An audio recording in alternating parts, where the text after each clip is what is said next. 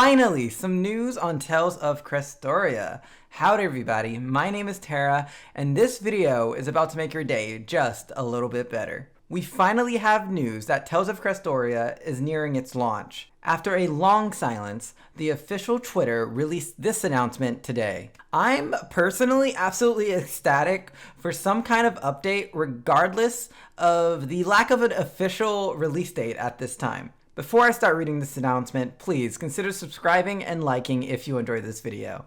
I'll also be giving suggestions on the best SSR characters that you should be going for with your selective summon and during the rerolling process, so please be sure to stick through this video until the end. Alrighty, here we go. Tales of Crestoria, the latest update regarding Service Launch 3. Thank you for your continued support of Tales of Crestoria. As I know many of you are excitedly awaiting the game, i.e. me, I have some news regarding the release date. We are currently in the final stages of the Japanese and English versions of the game and plan to launch it in the near future. No release date. The profound story experience revolving around the keyword sin and above all the long-awaited day that Kanata's adventure will begin will soon be here. We hope you will wait just a while longer until the final preparations for your departure are complete. In addition, in order to synchronize the start of service worldwide, we plan to allow the game to be installed from the store before the service starts, which is great news. We will be doing maintenance until the service starts, so we hope you can wait for the start information on the official social media accounts and sites. Yeah, I'm not sure when exactly the game's going to release and how soon really is, or how the near future soon is, but I think any kind of announcement is still good. The other day, the number of pre-registrations exceeded 1 million worldwide. Thank you to everyone who registered in advance. We would like to thank all of you who have been waiting for us for a long time, and the whole development team will do our absolute best to make sure that the game emerges as polished as it can be. We hope you look forward to playing it. I'm so excited for this game right now. I've been so my hype was actually starting to go down a little bit recently. And just this kind of news has kind of been living to me to really start to get ready everyone. All right. Now with that wonderful announcement out of the way, let's get to the value added part of this video. Let's talk about some of the best SSR characters to aim for with your selective summon and during rerolling. This list is not a tier list, but instead characters that will be strong picks during the early game and maintain a lot of their power during the progression process.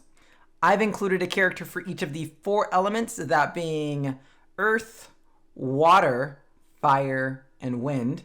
And as for light and dark units, I've decided not to include them in this video as they have an innate disadvantage due to having no strictly advantageous content in the game. Please be sure to click on the info cards on the top right of this video if you want to see a more in-depth analysis on each of these characters that I'm about to bring up. So if you're thinking about going Earth, Crest will actually be the premier SSR unit for you.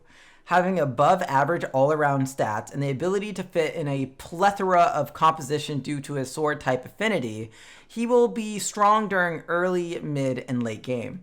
He acts sort of like a bruiser type of character, able to provide hit generation and damage with a bit of sturdiness. Now on to water. I was worried about the water element as a whole when I was originally doing my SSR unit analysis series, but then I came across the best girl, Kanata. Possessing a high attack stat and low turn counts, she's one that can put out consistently high damage. Her Mystic Art overlimit cost of 190 can make her sometimes awkward to use, but if you're thinking about going a longsword type composition, she's the exact pick for you. Next up is Fire, and within Fire, we're going to be talking about Ston, as he is considered probably the best unit in Earth-based content. He can unleash a massive amount of damage, and has one of the highest attack stats in the game. Late game, unlike a lot of other SSR characters, he will have all the pieces to make him shine. There is just so much synergy, as there are lots of fire element and sword type units. Last up is Wind, and we will be talking about Velvet. Velvet has the highest attack stat in the game, alongside arts that possess huge attack ratios. There is no one that can do as much damage as Velvet can in a single turn.